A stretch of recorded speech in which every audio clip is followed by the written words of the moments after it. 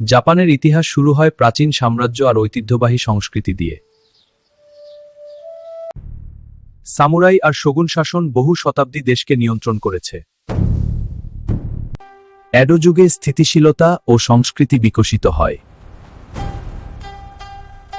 1860 সালের মেইজি পুনর্গঠন জাপানকে দ্রুত আধুনিক রাষ্ট্রে পরিণত করে। জাপান বিশ্বযুদ্ধে জড়িয়ে পড়ে। দ্বিতীয় বিশ্বযুদ্ধ জাপানের ইতিহাসে বড় পরিবর্তন নিয়ে আসে।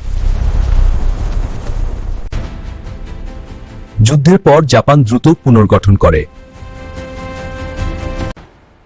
জাপান অর্থনৈতিক অলৌকিকতায় পরিণত হয়। প্রযুক্তি ও রোবোটিক্সে জাপান বিশ্ব সেরাদের মধ্যে অন্যতম। আজ জাপান একটি শক্তিশালী ও উন্নত দেশ।